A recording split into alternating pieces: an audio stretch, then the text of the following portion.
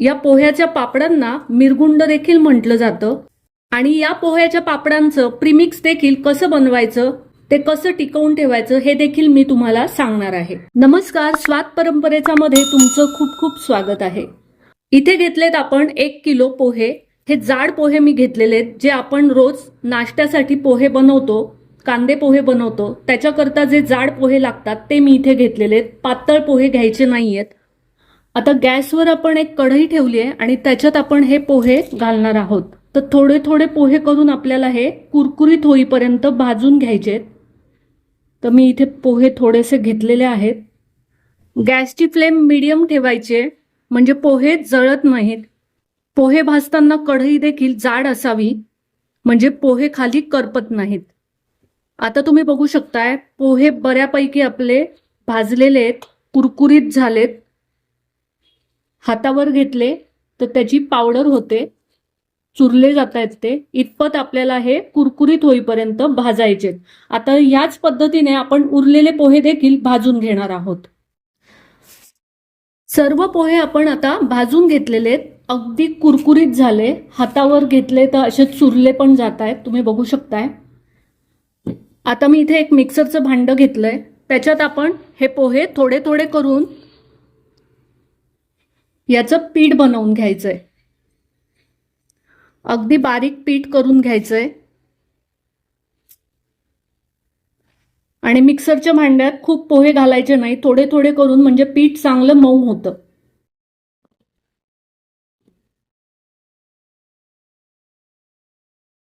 पोह्याचं पीठ आपण या भांड्यात ओतून घेऊयात. पोहे भाजण्यापूर्वी पोहे चांगले स्वच्छ करून म्हणजेच निवडून चाळून घ्यायचेत. त्याच्यात काही कचरा असेल तर तोही बघून घ्यायचा आहे. आता याच पद्धतीने आपण बाकीच्या पोह्याचे जे भाजलेले आपण पोहे ठेवलेत तर त्याचं देखील असं बारीक पीठ करून घेऊया. हे पीठ तुम्ही चाळून देखील घेऊ शकता जर पीठ तुमचं जाड राहिलं असेल तर. आता तुम्ही बघू शकताय एकदम बारीक असं मी पीठ केलेलं आहे. अगदी पोह्याची आपण इथे पावडर बनवून घेतली, तुम्ही पाहू शकताय. तर याच पद्धतीने आपण बाकी देखील पोहे मिक्सरमधनं बारीक करून घेऊयात.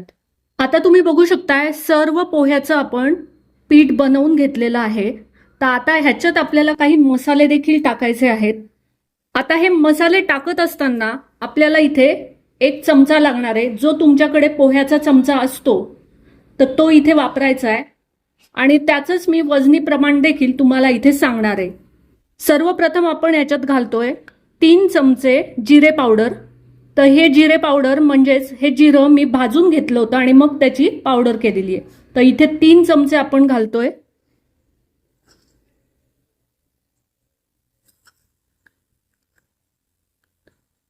जिरे पावडर ही वजनी प्रमाणात सांगायची झाली तर 20 ग्रॅम आहे.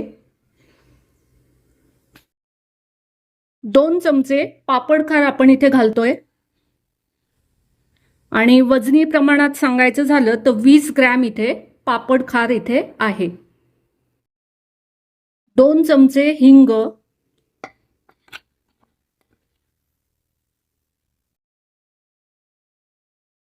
वजनी प्रमाण हिंगाचं 15 ग्रॅम. आता 3 चमचे आपण इथे मीठ घालत आहोत. तर ह्याचं वजनी प्रमाण आहे 30 ग्रॅम. आता इथे आपण घालत आहोत मिरची पावडर. तुमच्या आवडीनुसार मिरची पावडर इथे घ्यायची आहे. 1 चमचा मी इथे मिरची पावडर घेतली आहे. तर याचं वजनी प्रमाण सांगायचं झालं तर 5 ग्रॅम इथे मिरची पावडर घेतलेली आहे. जास्त मिरची पावडर घालू नका, फक्त अगदी टेस्टसाठी मिरची पावडर आपल्याला घालायची आहे. सर्व मसाले देखील घालून झालेत. तर आता हे आपण मिक्स करूया. हे सर्व एकजीव करून घ्यायचंय. असं शक्य नसेल तर तुम्ही चाळणीने पुन्हा चाळून घ्यायचंय म्हणजे ते एकजीव होईल. आता इथे आपलं हे पोह्याच्या पापडाचं प्रीमिक्स तयार झालेलं आहे. हे प्रीमिक्स तुम्ही काचेच्या बरणीत झाकण लावून ठेवायचंय. महिनाभर ह्या पिठाला काही होत नाही, अगदी छान राहतं. कारण की ह्याच्यात पापड खार आणि मीठ देखील आहे, म्हणून ह्याला कीड वगैरे असे लागत नाही. हवं तेव्हा तुम्ही पापड ह्याचे बनवू शकता. आता 1 किलोचे पापड करणं अगदी शक्य नसतं एकटीला. तर तुम्ही त्यावेळेस फक्त 1 वाटी इथे हे प्रीमिक्स घ्यायचंय आणि त्याचे पापड करायचे, म्हणजे तुम्हाला करायलाही सोपं जाईल. सर्वजण असतील, 5-6 जणी जरी तुम्ही घरातले कोणी असाल तर तुम्ही सर्व 1 किलो पिठाचे पापड एका वेळेस बनवू शकता. तर मी सध्या तुम्हाला 1 वाटी ह्या प्रीमिक्सचेच पापड बनवून दाखवत आहे. तर तुम्ही पाहू शकताय हे पीठ, हे जे पापडाचं प्रीमिक्स आपण इथे बनवून ठेवलं हे दाबून दाबून या वाटीत भरायचंय, कारण की आपल्याला पाण्याचं देखील प्रमाण करून घ्यायचंय, ते चुकायला नको म्हणून इथे पीठ आपण व्यवस्थित ह्याच्यात असं दाबून भरलेलं आहे. आता इथे मी एक भांडं घेतलेलं आहे, त्याच्यात हे 1 वाटी पीठ मी घालत आहे, म्हणजे हे प्रीमिक्स पापडाचं मी याच्यात घालत आहे. आता ह्याच वाटीच्या प्रमाणाने आपल्याला पाणी देखील मोजून घ्यायचंय. आता गॅसवर आपण एक पातेलं ठेवलंय, त्याच्यात आपण घालत आहोत 2 वाटी पाणी. तर आपण पीठ 1 वाटी घेतलेलं आहे, तर त्याच्याकरता आपल्याला 2 वाटी पाणी लागणार आहे. तर ही दुसरी वाटी आपण इथे पाणी घालत आहोत. हे अगदी अचूक प्रमाण आहे. इथे पापडाचं पीठ अगदी योग्य पद्धतीने तयार होतं. या प्रमाणाने जर तुम्ही कराल तर अगदी पीठ व्यवस्थित बनतं. आता या पाण्याला खळखळून उकळी काढायची आहे. आता तुम्ही बघू शकताय पाण्याला खळखळून उकळी आलेली आहे. असं पाणी खळखळून उकळलं पाहिजे. आता गॅस बंद करूयात. आता इथे आपण 1 वाटी मोजून घेतलेलं पापडाचं पीठ आहे, तर त्याच्यात आपण हे उकळलेलं पाणी घालून घ्यायचंय. हे सर्व पाणी ह्याच्यात आपल्याला घालायला लागणार आहे. तुम्हाला हे पीठ आता खूप पातळ वाटत असेल, पण काळजी करू नका, हे प्रमाण अगदी योग्य आहे. हे पीठ नंतरनं भरपूर घट्ट होतं. हे सर्व आपण एकजीव करून घेऊयात. पीठ सर्व आपण एकजीव केलेलं आहे. आता हे पीठ आपल्याला अर्धा तास झाकून ठेवायचं आहे. आता अर्धा तास झालाय.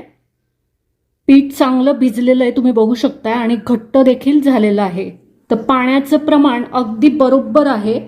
आता इथे मी एक पिशवी घेतली आहे, त्याच्यात आपल्याला हे पीठ भरून घ्यायचंय.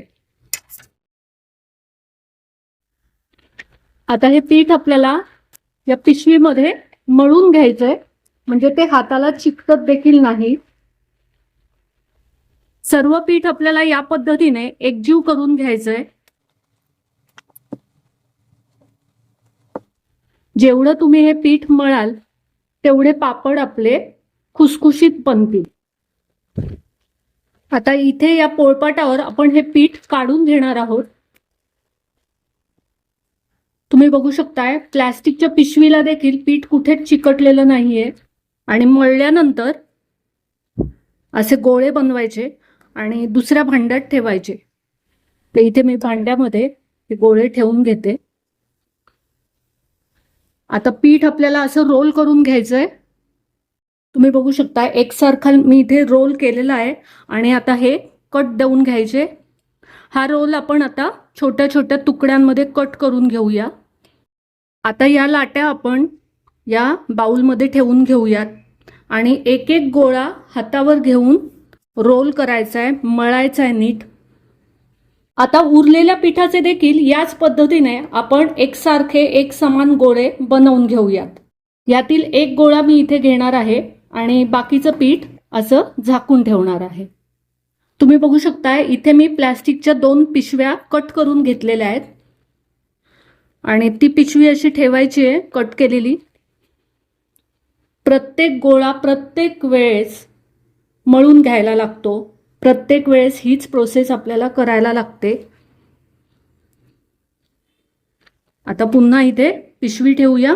गोळा चांगला मळून घेतलाय आणि आता हलक्या हाताने पापड आपला लाटून घ्यायचा आहे. पापड खूप जाड लाटायचे नाहीयेत, पातळ लाटायचे. जेवढे तुम्ही पापड चांगले पातळ लाटाल तेवढेच ते जास्तीत जास्त फुलतात, म्हणून पापड पातळ लाटायचा आहे. आपण इथे पापड हा वाळत घालूयात. इथे प्लास्टिकचा एक कागद ठेवलेला आहे, तुम्ही बघू शकताय. आणि त्याच्यावर आपल्याला हा पापड अलगद वाळत घालायचा आहे. तर सुरुवातीला या कागदातनं हा सोडवून घ्यायचा आहे सावकाश.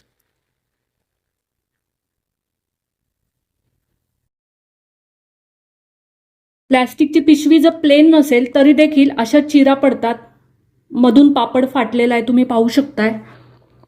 तर असं होऊ नये म्हणून प्लेन असा कागद घ्या. आता हा पहिला पापड आपण इथे वाळत घालूयात. सावकाश नंतर वरची पिशवी काढून घ्यायची.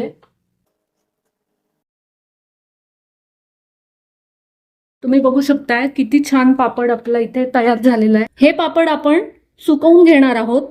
तर 3 ते 4 दिवस याला ऊन दाखवायचंय. ऊन नसेल तर तुम्ही ते फॅन खाली देखील वाळवू शकता.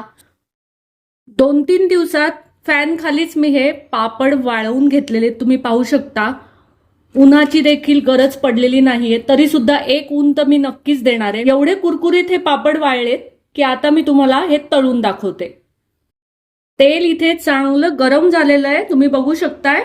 गॅसची फ्लेम मीडियम ठेवायची आहे. आणि आता ह्याच्यात आपण हा पापड घालूया आणि बघूयात किती दुप्पट तिप्पट हा पापड फुलतोय.